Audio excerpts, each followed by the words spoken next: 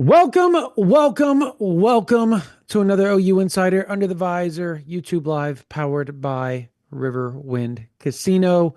My name is Brandon Drum, here with Parker Thune, Spencer Forsythe on the board. Lots to talk about, Parker. Camps, official visits, answering our listeners and viewers Q&A. Busiest time of the year. It is the busiest time of the Well, year. I take that back. Busiest time of the off season. Football season Yeah. is chaotic as it gets for 4 straight months every year. But um, outside of football season, this few weeks on the calendar is about as busy as it gets for us. So we're excited to break it all down with you tonight, answer whatever questions you may have, and I imagine there are a lot of them. First, Yep. we need to plug our sponsors, though, starting with our presenting sponsor, Riverwind Casino, which has been OKC's premier gaming destination for nearly 2 decades now. Almost 3,000 electronic games, table games, bars, and dining options, plus the best live music in the metro.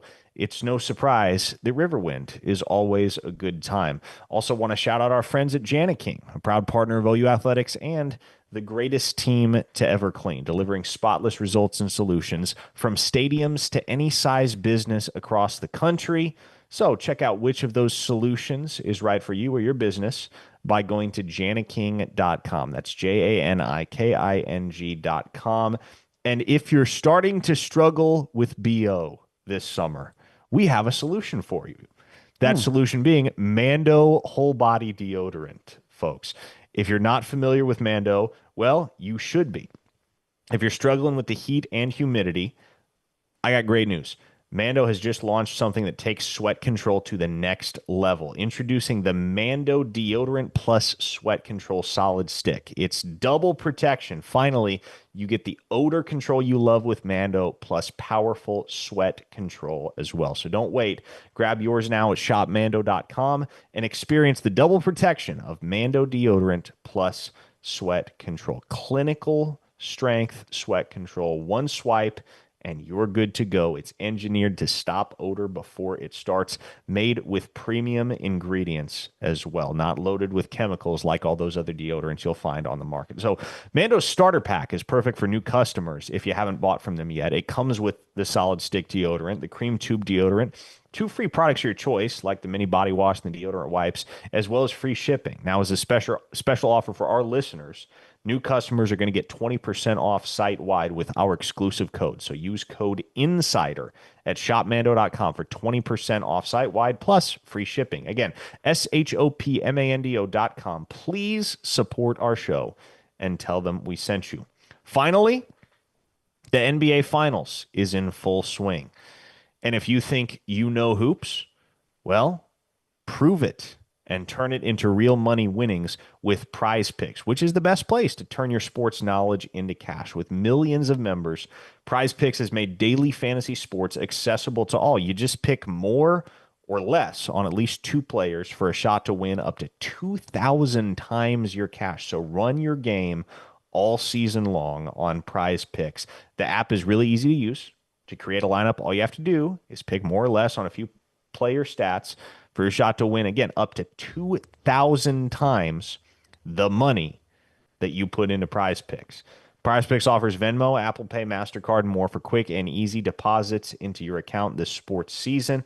And Prize Picks also puts their members first, so all withdrawals are fast, safe, and secure. When you picks hit, you can get your money in as quick as 15 minutes. Sign up today and get $50 instantly when you play $5. You don't even need to win to receive the $50 bonus. It's guaranteed. Prize Picks also offers weekly promotions that can lead to big payouts like Taco Tuesday each Tuesday, where Prize Picks discounts select player projections up 25% to provide even more value for your lineups. So download the app today and use code OU Insider to get $50 instantly after you play your first $5 lineup. That's code OU Insider to get $50 instantly after you play your first $5 lineup. Prize Picks, run your game. All right, we got the bills paid. Let's dive into OU football and recruiting. And where to start, Brandon? It feels like there's a zillion storylines that we can go with.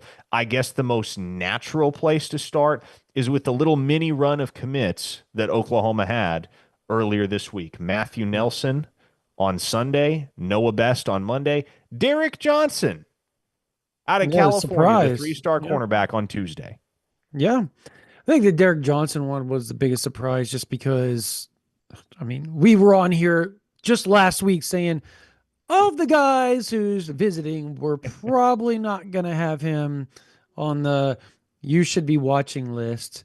Um, and to be fair, uh, the way Oklahoma's surging with another 4-star top 100 cornerback in Danny Odom, I think both those Jay Valai, well done, sir.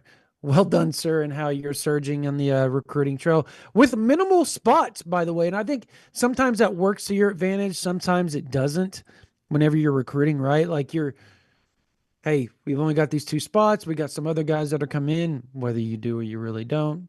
That's neither here nor there. You put the pressure, you put the onus on the kids, and then sometimes you can get them to commit. And I think and it works, or it worked with Derek Johnson, and it could potentially work with Danny Odom, or it feels like it might be working with Danny Odom. So we'll see where that goes. Um, Matthew Nelson, you can call him a project, you can call him whatever. He's a freak of nature. He's a track star. Um, really, really good player. And then obviously Noah Best is Noah Best, one of the top offensive linemen in the country. So a good start with, I would surmise, Parker, that of the June 6th official visitors, Oklahoma is not done. No, they're certainly not done. And of course, the one that everybody's focused on is Bo Bentley. We'll talk about that situation in a little more detail coming up. But I want to bring this up because at the time that we recorded our last Under the Visor podcast, we still were not aware that a commitment from Derek Johnson was coming. We found out Monday that the 3-star corner from Murrieta, California, was going to be locking in with the Sooners sooner rather than later. And of course, he publicly announced on Tuesday. But there's a case to be made for Jay Valai as the most consistent recruiter on Oklahoma's staff.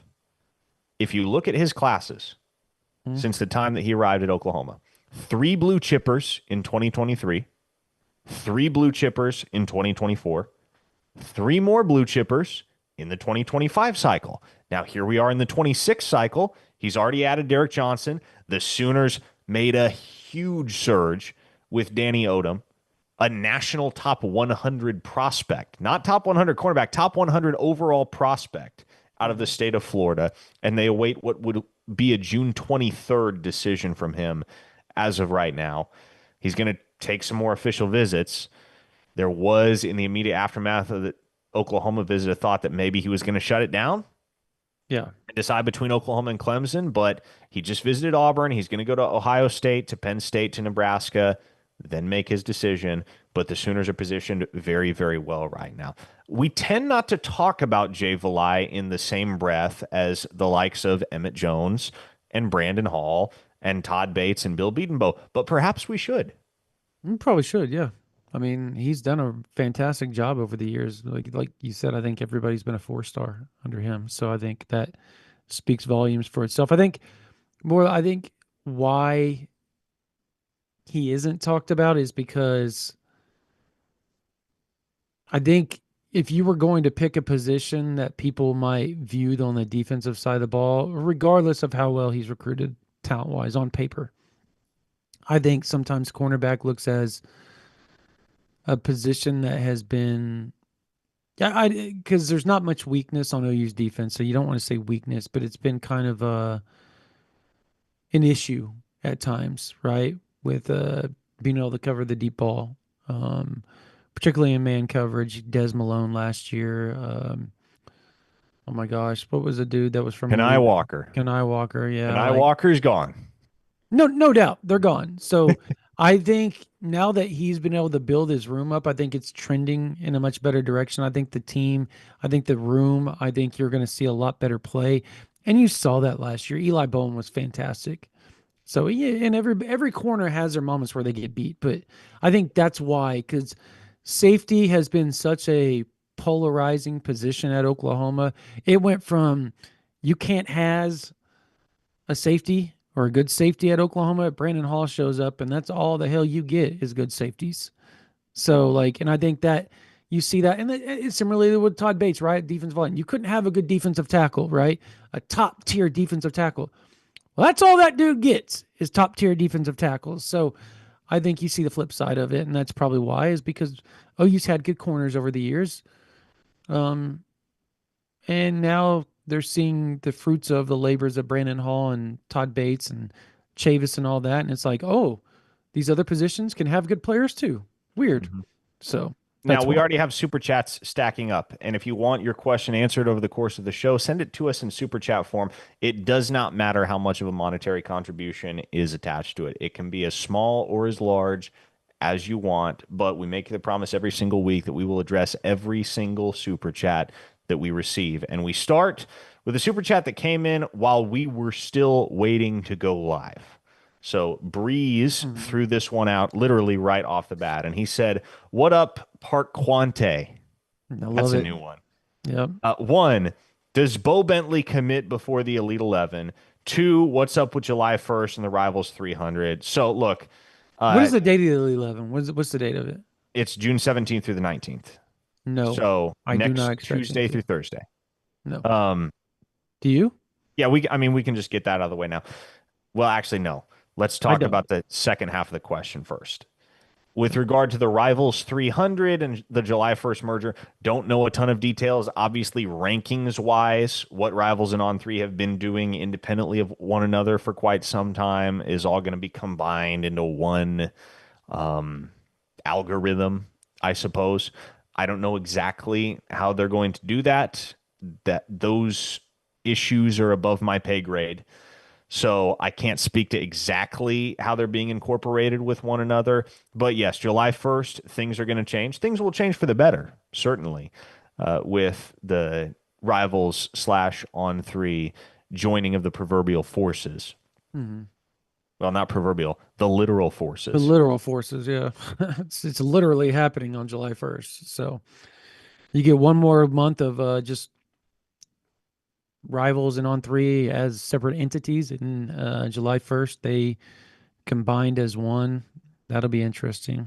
And To then with say the regard least. to Bo Bentley, um, as of right now, we do not expect a decision prior to the Elite 11. So that kid right now holds all of the cards, and he's not really tipping his hand. No. Nobody in the media feels like they have a sure read on things. Doesn't feel like either coaching staff is of the opinion that they have a sure read on He's putting things out either. press releases. He's putting out press releases.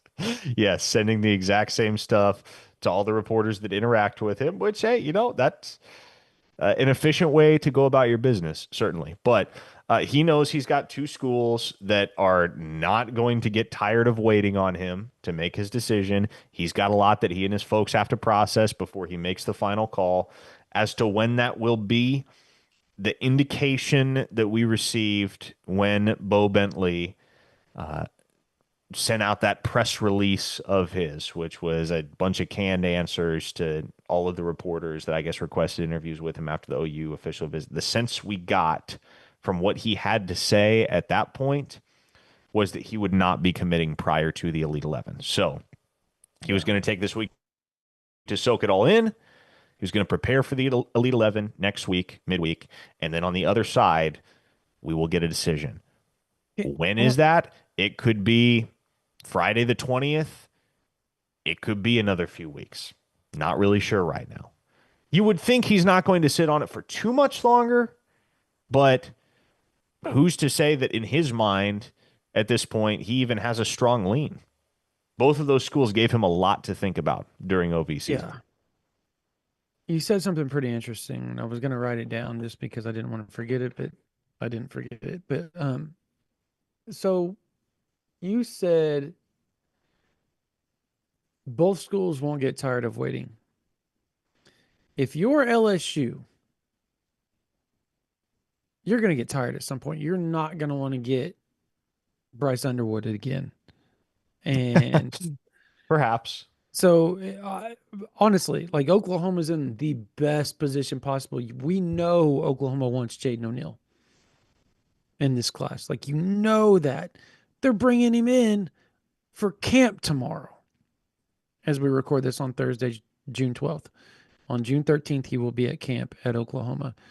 Now, granted, he's going to a Florida State visit following that, but if you're Oklahoma, you're in a better position than LSU. You've got a guy, a really, really good quarterback already in tow. You know what I mean? Like Oklahoma, and we've talked to people, right, that are like, hey, look, like you want Bo Bentley, you want Jaden O'Neal, but the fact that Jaden O'Neal is already committed to Oklahoma kind of puts Oklahoma in a pretty good spot, Parker, to where like you're just like, it's not like you don't. It's a loss if you don't get Bo Bentley. I do want to make that very clear to everybody. Like everybody in Norman's going to be severely bummed if they don't end up with Bo Bentley. They want Bo Bentley. But they're also not going to be freaking out trying to figure out what's next. No, If Bo they've Bentley got doesn't their pick guy. Oklahoma, because they've got Jaden O'Neal. Yeah. Like that's the weird part about this whole issue is like if you're LSU, you're kind of like, dude, this sucks. This could happen to. They had a Heisman winner and one of the top quarterbacks in the country in back-to-back seasons. Somehow, some way, Brian Kelly always struggles to. He did it at Notre Dame too. What was the heel at Notre Dame? It was quarterback play. What Deshaun Kaiser and Malik Zaire didn't do it for you? They did not. I don't think they did it for the Ian Irish Book fans was either. decent. Ian Book was all right. For He a had a period couple of good time, years. he was all right, and then he fell off the wayside. Yes, correct. But like Brian Kelly hasn't ever been known as like a quarterback guru or somebody that recruits quarterbacks very well. So this is like on par for what's going on at LSU. Like the struggle is real. So if you miss out, and I'm not saying LSU is going to miss out, I'm just making that clear. Not saying that. But if they miss out, Parker, holy crap. Not ideal. Holy crap. Not ideal if you're a Tiger fan. Not ideal. You will get Nussmeier in 2027, though. The other Nussmeier. And he's really good, too, by the way.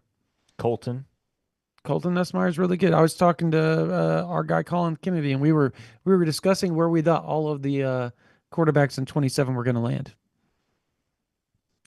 Where if you were to guess what we agreed upon? Kavian Bryant to Texas. Correct. Nussmeier to LSU, obviously. Correct. Elijah Haven to LSU. Mm-mm. Interesting. Michigan. Elijah Haven to Michigan. Because Nussmeier at LSU. And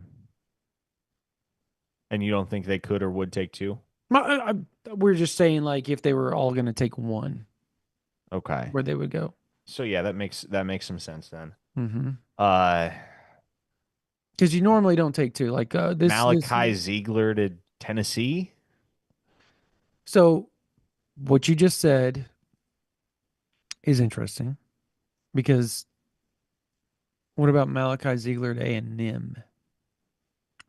I'll allow it. Okay. And then Peyton Houston to Oklahoma. Correct. So the A&M Tennessee thing with Ziegler was the rub that we kind of were confused upon. Though we did say if Tennessee decided to make a push with their bags of money that they have, like that could create a problem for A&M with Ziegler. But yes, you nailed it. Right on the head. Peyton Houston to Oklahoma, Bryant to Texas, Ziegler to A&M. What was the other one? Haven to Michigan, and Nussmeier to LSU. Yep. Nailed it. Okay. We have more super chats stacking up. Crease32 simply says, thanks for all you guys do. Best OU content in the business. Well, we do our absolute best, Crease. And Yes, I will say, if you're a member over at OUinsider.com, I would hope and expect that you've been satisfied lately with the amount of content that we've thrown at you. And that's par for the course over there at OUinsider.com. I can pretty confidently say we're ahead of everybody else in the business 80% of the time when it comes to recruiting scoop. Yeah. And as much as we discuss recruiting here and on the OU Insider Under the Visor podcast, it's still a drop in the bucket compared to what you get over there at ouinsider.com. So would Yeah. highly recommend that if you're not subscribed, go do it. It's just a few bucks a month. If it's not worth your money, feel free to cancel, but we feel pretty confident that you will find it worth your money. It's a great Daryl website. Revels tossed us $5 and said, "Do we still have a puncher's chance with Felix Ojo? He's a dog." Felix Ojo is not coming to Oklahoma, not even for an official visit. We found that out earlier this week. And if he's Yep. not coming for an official visit, no, he's not coming to Oklahoma. Which, let's be real here. I don't know that there's been a time over the last 6 to 8 months where Oklahoma has even felt like a top 3 option for Felix Ojo. They've Yeah. been there in the periphery, but they've never been front and center in his recruitment, at least not since the very early stages of the process before some of the heavy hitters got involved. And OU did make a great eval with Ojo. They were way ahead of the curve on him. They were way ahead of the blow up, if you will. But he's a guy that wherever he goes, he is going to make a lot of money. Mm-hmm. A lot of money. As well he should, given his skill set and potential. But Oklahoma got Michael Fasusi and they got Ryan Foje last cycle. Tackle right now doesn't feel like a position of immense need at Oklahoma. They have Deacon Schmidt, the 4-star offensive tackle from the state of Colorado, announcing on June 28th. He put that news out earlier today. The finalists are going to be Oklahoma, Alabama, and Colorado. He was just at Oklahoma this past weekend. He subsequently canceled future official visits to Nebraska, Tennessee, and USC. So if you're just doing some quick math, that adds up to a very favorable equation for Oklahoma. Yeah. I do want to kind of add that there's been a lot of rub with like the 3 stars that Oklahoma's got. Like the fans have been upset, Parker. Like we've seen it, right? Um, can we agree that of the commits that Oklahoma got that are 3 star so far, that probably at least 50% will be 4 stars when it's all said and done? I I don't know that we can agree on that. I think there are a lot of guys in this class that will top out in that high 3-star range. And they have the potential to be really good football players at the next level. I think right now the guys that probably top out in the high 3-star range, due to no fault of their own, it's just kind of how it is. Matthew Nelson probably doesn't rise higher than the 3-star. Will Conroy is a guy that probably doesn't climb any higher than That's just that because of his high 3-star. position. It is because of his position. Yeah. Nico Jandro, I don't know if he climbs any higher than that high 3-star range. Derek Johnson, we'll see. We'll see about him. That He's one, that another one, guy that I'm I think not. That one, I would agree with that one. Like I agree. I agree with Conroy. I agree with Johnson. The Ruxer thing, like when we merge our recruiting rankings with On3, he's gonna be a top 200 kid, top 250 kid. I think that he already is with On3, if I remember correctly. He will at least be a 4 star because he already is with On3. Is that correct? Right? yes, Yeah. So that is like, correct. I mean, and big homie Jay or whatever, like nobody's sugarcoating anything. It's there is a lot of guys that will move up in the rankings. Like I get like there's like this negativity that the fans are like, and it's not a vast majority, it's just a loud minority of fans get so angry when Oklahoma evaluates certain, and we can sit there and point to hundreds of OU players over the years, and guess where they were ranked? That ended up being all conference, big time players that the fans loved when they were on campus that were 3 stars. This And it's is just, it's such a tired conversation, but it's one we have every time at this point, right? Every time. well, and I think here's the message that some folks aren't going to want to hear, but they need to hear it regardless. I have no idea what Oklahoma's class is going to look like rankings wise on signing day. It'll be top 20, but it could just Oh, as easily be number 5 as it could be number 19, right? Like there's going to be a lot of room for variance, and it just depends on whether the industry comes around on some of the Jim Nagy evaluations. hmm.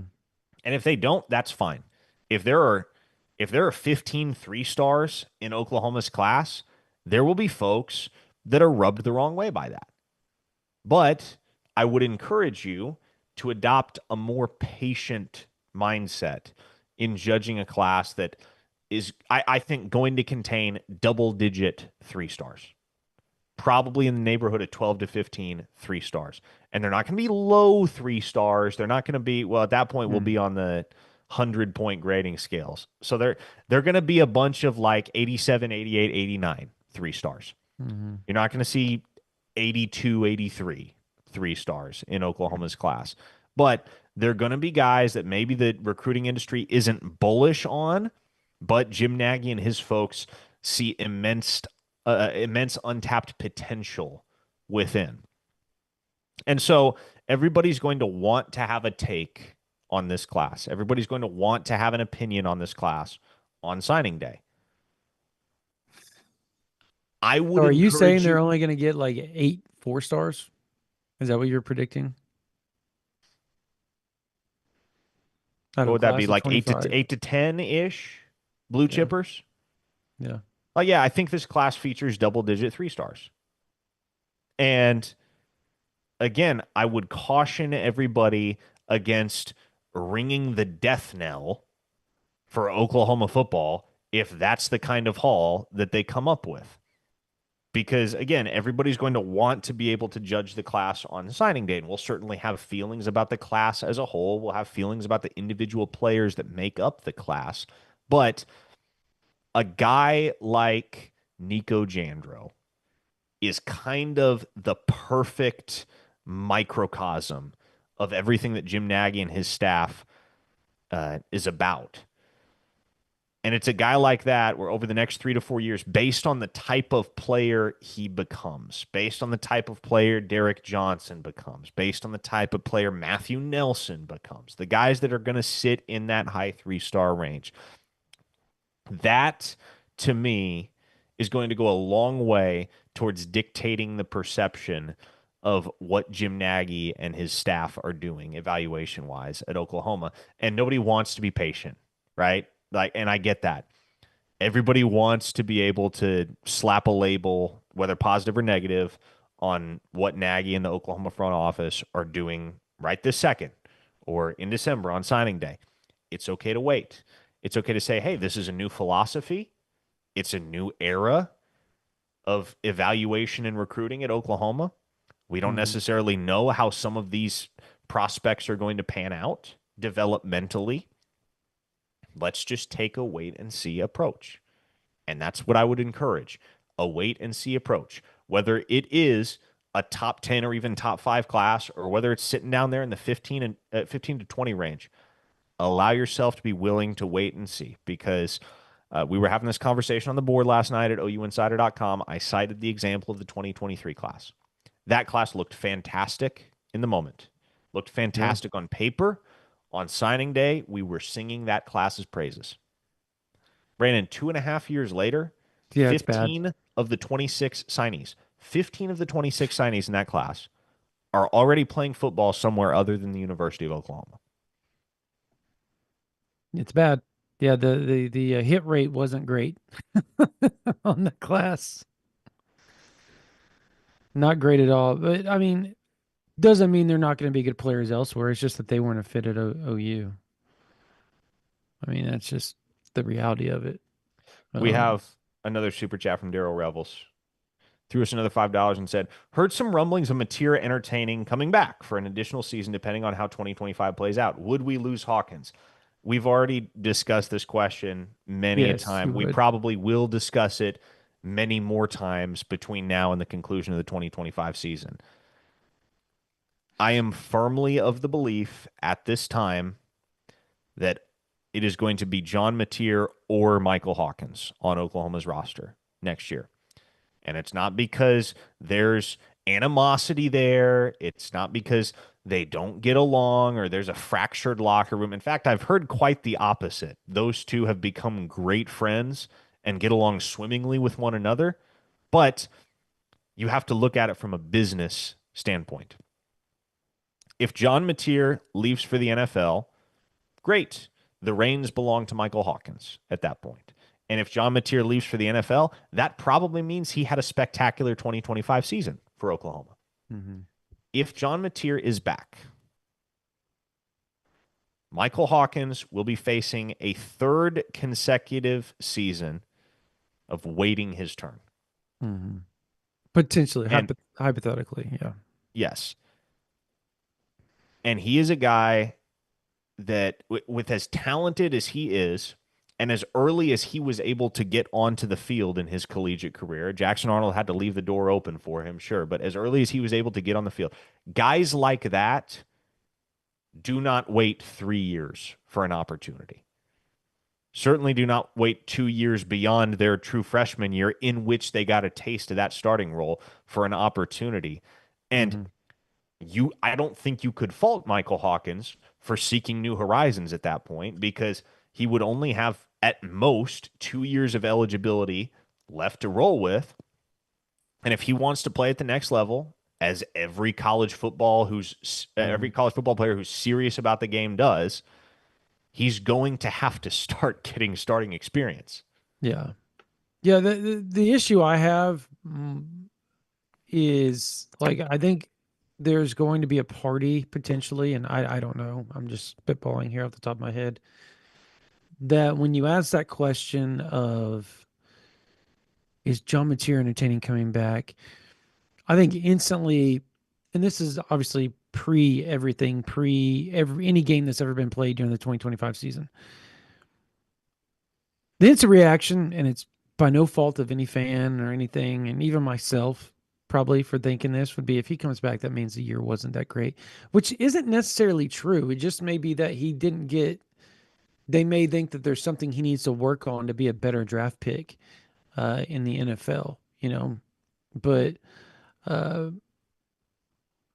I, there's also a part of me that thinks that if, like, Hawk ever has to transfer, that's just such a crappy deal, because you're talking about a Sooner legacy, a guy that's all he's ever wanted to do was start at the University of Oklahoma. And like, let's So face it, if you come to that point where that is a reality you're faced with, that's very much a first world problem. You have for a sure. backup who, quite frankly, is too good and too coveted elsewhere to stick around, and he is very coveted elsewhere. Yeah, You think and you think there weren't schools there were a working the lot, back channels the second Michael Hawkins went back on the bench in 2024? for sure. And There were many. the other deal was, or the other thing you got to think about is that at the end of the day, like, one, he's turned down money to stay at Oklahoma. Two, when people start naming, like, top 2025 quarterback rooms, if you don't have Oklahoma in your top 10, I don't know if you know ball. Think about it. How much experience is in that room?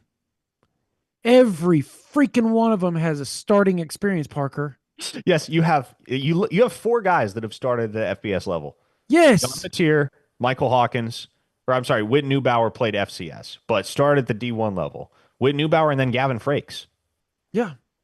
Like, it's crazy. Like, I was talking to somebody around Norman just the other day about, they're like, look, dude, like, that quarterback room is special.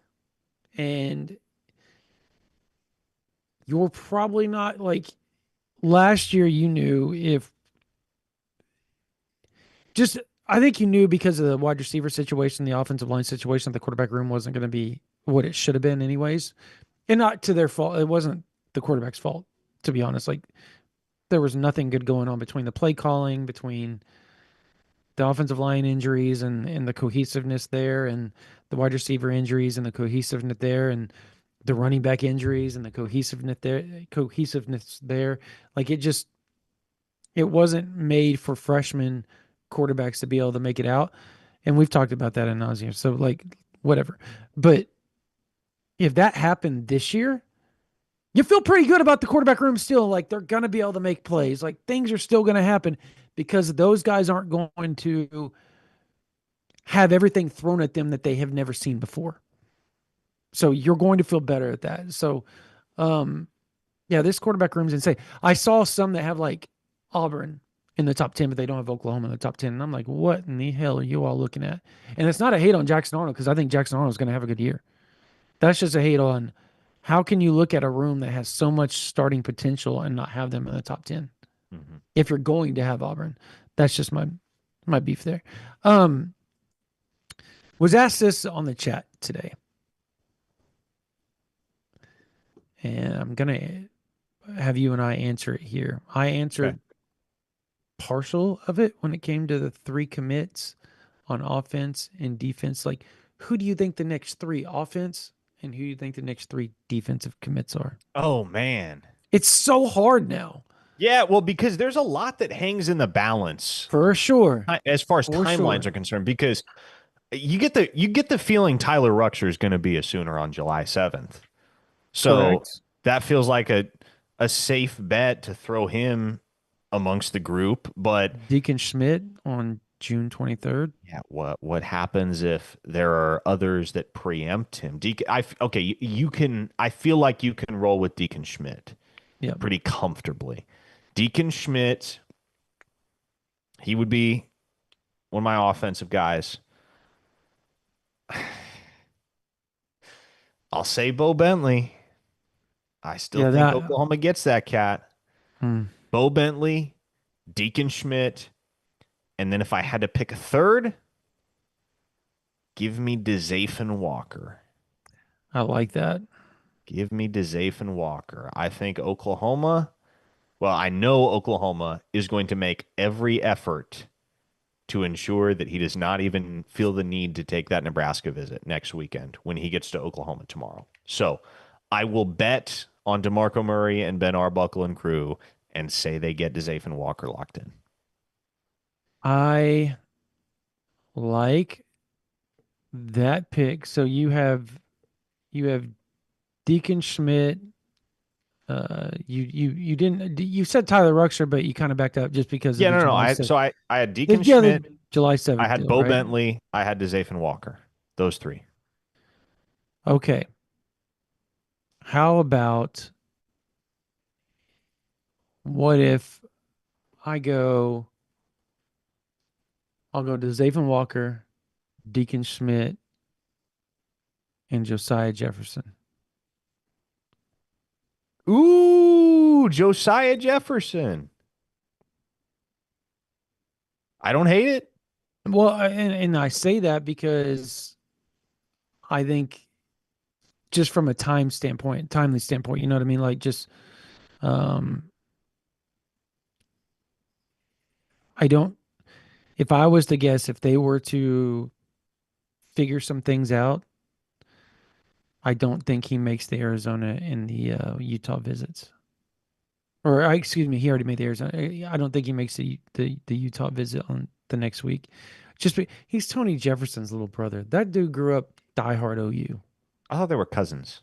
Cousins? I thought they were little brother. Okay, cousins. Maybe are they brother? I need to fact check myself now. Yeah, I do as well because I thought we're both sitting here thinking there's two.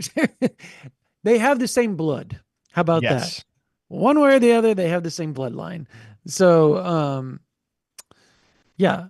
Um, as you're digging into that, that's where I go with the offensive side. And for those that are asking what's wrong with my webcam, I don't freaking know. I'm as frustrated as you are, believe me, if not more so. I'm going to update my computer software. after we get off air, and hopefully that fixes I it. just use the computer camera that I have. It's pretty good. So, I'm a sucker for quality. I have this are really you nice saying mine's camera. bad quality? I got pretty good quality, No, man. listen. I'm I not know saying yours yours is is bad quality. clear, but like, I have this nice camera that I've used for years as a webcam.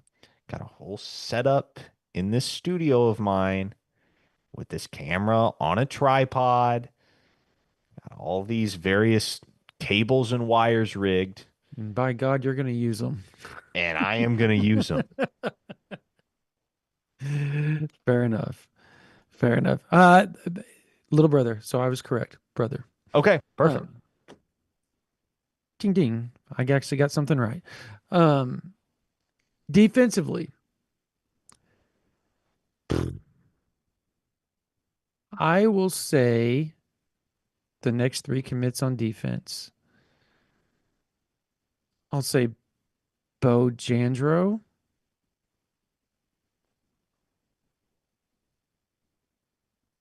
Danny Odom.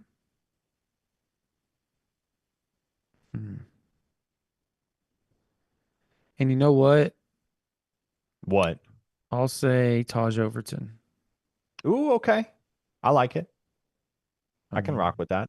I think OU fans are going to be okay with 2 4 stars and a high 3 star commit. And I do Oh, think Bo Jandro has a chance to be a 4 star, by the way. yeah. Oh, yeah. Bojandro is really good. Phenomenal, actually. Bojandro feels like a safe bet. Yep. So, Taj Overton also feels like a safe bet. yes, Can I as go long as they don't get somebody in between, like say Elijah Golden just wants to turn around and say, "Yeah, I'm going to be a center," or then yeah, that or T. might Ron throw Richardson for that matter? or T-Ron Richardson. And I know people want us to talk about them. There's some things with T-Ron Richardson that Oklahoma leads. It's just They do. there's things that are there, if you will. hmm So Bojandro, Taj Overton. So I agree with you on two of the three. Can I go big game hunting with the third? please do because I think the fans will like it. Jake Krell. Oh my Jake God, I forgot he Krell was visiting. on the Oh, I would barbecue totally weekend. agree with you. Jake I would Krell totally on the agree with you. barbecue weekend. Oh, good. How dumb am I right now, man? I cannot believe I forgot Jake Krell was coming in. That is a 5 star, folks. There's your 5 star right there. There he is, the number 27 overall player in the country. For all those that are wanting a 5 star, if Oklahoma's going to get it, that's the guy that's going to be a 5 star. Unless they somehow pull off Valdon Stone, which I think could end up being a 5 star. And with how much everybody, I'm not saying that Bo Bentley's a 5 star because I don't know that he is. But the infatuation that a lot of the recruiting people have with him and how fast he's been moving up, it reminds me of Jackson Arnold in 2023 a lot as far as like the resurgence that he's having. Though Jackson Arnold by this time was already a 5 star, I believe, right? No, he wasn't because He wasn't yet. he went to the Elite 11, a four That's when star. that's right. The Elite 11 is when he became a Well, so 5 star like, guy. what if Bo Bentley goes and wins the Elite 11? Um, would that not be hilarious? Bo Bentley goes and wins the Elite 11 and Jaden O'Neal goes and wins the 5 star Rivals 5 star challenge. Like, and mind you, both have like elite quarterbacks there. And I think we both could agree that that's potentially a possibility of both of them winning it. So, yeah, that'll be interesting.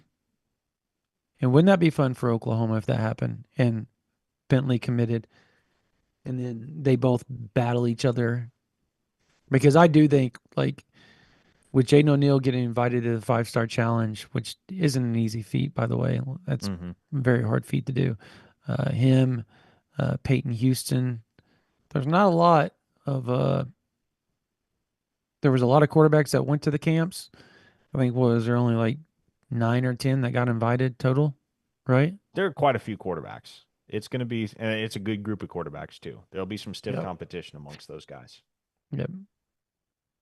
Somebody in the YouTube chat said, Krell is a gator. Don't butter us up. Listen, I'm just saying I like Oklahoma right now for Jake Krell. I've been saying And that I for like a think there are year many who now. would agree. Yeah. I'm interested to see why, because he lives in Florida. He's Hmm. been to Oklahoma like 6 times. I think people forget that. Remember the last defensive lineman from Florida that visited Oklahoma 6 times? And Derek everybody was like, he's a LeBlanc. Gator. He's a Gator. And we're like, no, he's not. No, he's not. And he committed. He ended up belling out afterwards, which I'm telling you right now, that is not in Jake Krell's his identity. Zero chance that happens. Hmm. But um, that the Derek LeBlanc thing, there's some similarities there. You know what I mean? Just so. Yes, Stutzman was from Florida as well. There's a lot of guys that are from Florida that are on the OU roster right now. As a matter of fact, there's a defensive lineman committed to Oklahoma right now that had a bunch of offers from that region that committed to OU just recently. Brian Harris. Correct. Chose And OU over all the other SEC schools in that region and the Florida schools. and need I remind you why Brian Harris moved his visit from the 6th to the 20th? He's very, very close with none other than Jake Krell. There you go. Yeah, and everybody did think David Stone. Everybody but us thought David Stone was going to Miami or Michigan State. Oklahoma wasn't. He did a great job of fooling a lot of people in his recruiting process. You remember when I went down there and I called you? I was like, dude, I'm nervous. Yes, I do. I was so nervous. I flew all the way up to New Jersey for that commitment. But praise the Lord for a source that texted me that said, hey, text me when it's over. And he announces. And I said, do you think he's going to Oklahoma? Wouldn't be texting you this if I didn't feel that way. I was like, okay. Didn't waste money. Oh man. All right. Outside of all of that, real quickly, skills and drills been going on. They actually just started this past week, skills and drills, which is essentially a practice without being a practice. And it's the 2 hours allotted on certain days that the coaches can go out there and just get after it with the players. No pads, no nothing like that, but they can shorts, t-shirts, all that type of stuff, and do what they need to do. And so far, the intensity has been ratcheted up, I'm told, in that um, the John Mateer, Ben Arbuckle aspect of it has made practices a little bit more lively this year, Parker. Two stock up guys Yes. from what we've heard so far, one on offense, one on defense. Offensively, this won't shock anybody. Jaden Ott. Jaden Ott's been really impressive since he I got to showed up. meet him the other day. Really impressive. He's a I nice mean, guy. yeah, a guy shows up to your campus after having rushed for 1,300 yards in 2023. Yeah. He should look great, and Jaden Ott certainly has. Defensively, heard a lot of praise for Jeremiah Newcomb, man, Same here. which Yep. that's really encouraging to hear because that's another guy that you felt like was maybe ready to take the leap and help solidify the picture for Oklahoma at cornerback. And so if he continues to build into fall camp and certainly into the 2025 season, just another guy that you can plug and play at that corner spot. And that's really going to enhance the average Oklahoma fan's confidence level in that secondary, which Yes. I think it's fair to be a little iffy on the secondary at this point, just knowing what you know about who's not coming back, what you have to replace, and certainly the youth and inexperience that exists at corner specifically. Yeah, so he had 2 picks the other day, which um in their first skills and drills. And I'm trying to find his height for everybody that keeps, you know, 5'9". at He's 5'9". 5'9". He looks like you and I talked about this earlier today. He looks like Billy Bowman. Like just frame. He is huge. You talk about a dude that is juiced up and ready to roll. Jeremiah Newcomb, I mean, he's yoked up now. The way that they've restructured how they're doing the workouts with, they used to do the running and the hard, like the speed and skills part in the morning, and a lot of the conditioning part in the morning, right after the kids woke up or the players woke up. And they think that that was part of some of the injuries over the years, the body's tearing down and stuff, and not being able to put on weight and put on muscle adequately and hold it. Well, now they're just lifting, doing breakfast, doing lunch, getting 2 meals in between the speed and conditioning part and agility part and explosive drills, all the before all the plyometrics and all that type of stuff. And then doing that because they have the nutrients in their body for the muscles to grab a hold of and not have to use their own stored up nutrients and other aspects to tear down the body. So they've switched it, and the players say they love it so much. It's been so much more smooth this offseason. The way that they're allowing the players to recoup and rehab has been so much more smooth. Like there's a lot of good things going here. But yes, Jeremiah Newcomb is a guy, stock up. Michael Hawkins has looked really good. John Mateera, obviously, he's both of the quarterbacks have thrown picks, but uh, that's to be expected against this Oklahoma defense, Parker, in the secondary. Like they're really good in the secondary. Um, Elijah Thomas has been a dog. And who's shocked after you saw that dunk? But he has been who everybody talks about, who's going to be really, really good. Everybody points right over to ET. I asked somebody today, I said, who's going to be one of the top wide receivers on the team outside of the usual suspects? And the dude pointed. ET was standing right there talking to Emmett, and he pointed right to him and said, that guy. And I said, okay, I'm not shocked. So they said he has looked phenomenal. And he does. He looks good. Peyton Bowen is 200 pounds. Told me that today. 200 pounds. He's put on like 13 pounds since he's arrived at Oklahoma, I believe, or maybe even more than that. But he's looked really good, apparently. I had a source tell me, and I'm going to quote verbatim what they told me about Peyton Bowen Parker. I don't know if he's going to last more than one more season at Oklahoma because he's going to break out this year. Things you love to hear. By the way, we got another $2 super chat from Lynn's channel.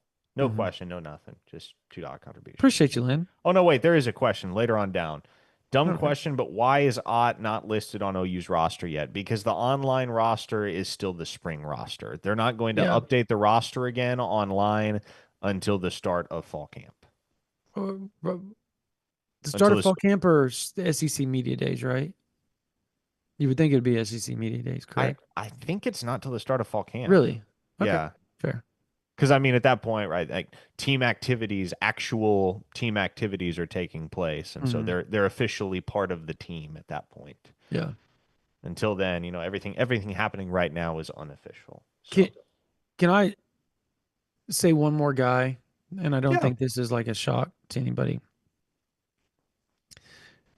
The expectations for David Stone are off the charts right now. Like off the charts. He was working the youth camp when my kids were there. And he told me he weighs 310 pounds. And I said, excuse me? I mean, he weighed 313 in spring. Yeah, but I mean, like, he's chiseled down some, Parker. It's insane. There's no gut on that dude. It's stupid, is what it is. Jaden Jackson is finally getting cleared to do some things, and he looks pretty good. I mean, not shocking. The other guy is Wyatt. Oh my God, I just went blank on his last name. Help me, Parker. Dean Wyatt Gilmore. There's a lot of people that like him, and there's a lot of people that like Taylor Wine, and think those two are going to have some say in this year's rotation at defensive end. So, just throwing that out there for everybody. So, anyways, all right. That's going to do it for this version of the OU Insider Under the Visor Sooners YouTube Live, powered by Riverwind Casino. If you're not a member of OU Insider, go to ouinsider.com. Thank you. Look, we're moving over to the On3 stuff. We're going to be around. Looks like uh, it's going to be a fun ride. We're excited about it, and we would love you guys to join us. Look, it's $9.95 a month, $99.95 for the whole year. I'm telling you, over the last week, we have had, I think, 60-ish notes. An recruiting. absurd amount of recruiting content. It's Listen, folks, stupid. like Oklahoma had 16 official visitors this past weekend. Within 48 hours of the visits wrapping up, we had in-depth intel and or interviews. In-depth interviews. Lengthy interviews. Detailed interviews. With every single one of those guys. Every single one. You're not going to get that anywhere else. Yep. No, it's worth it. It's worth it. But just real quick, Lindell Small, thank you so much for the super chat. Who do we have to get in 2025 class? 2025 classes over. It's on to 2026 right now. But thank you so much for the super chat. Anyways, yeah, it's worth it. Promise you guys, the community is awesome. It's fun. Like, and we're there answering questions all the time, posting notes all the time, making sure you guys have all the information that you could possibly have. And look, we'll have more as tomorrow's camp rolls over and ends. We'll have the last 2 camp updates for you guys. It's going to be amazing stuff. And then obviously the official visitors this weekend, and then the official, I think, how many is there next weekend? Is there like 16 again, right? No, I think it's almost 20, right? It's close to 20. Yeah. Yeah, it's like 20. There's going to be 20 official visitors for the June 20th through the 22nd. And we will have you covered start to finish. On top of that, Rivals 5-star camp where there's like 10 OU targets and 26 and 27 that are going to be there. So, yeah. Join us, $9.95 a month, $99.95 for the whole year. OU Insider, VIP, ouinsider.com. Big J, homie, appreciate you for the $5. We love you, dude. We butt heads, but we love you. You know that. We love you. You're one of our favorite members on the board for sure. He said, thanks, fellas. Y'all are the Indiana Pacers of the recruiting stuff. You trolled again. It was funny, but you trolled again. Well played, sir. Well played, sir. I refuse to acknowledge ever being Indiana Pacers anything until after Oklahoma City wins the title this year. 2-1 doesn't matter. They were down 2-1 to Denver. They're going to do it again. Game 7, OKC's taking it. Let's go. All right. Thank you guys so much for being on here with us. For Parker Thune, for Spencer Forsythe, my name is Brandon Drum. That's going to do it for this version of the OU Insider Under the Visor YouTube Live, powered by Riverwind Casino. You guys have a blessed day.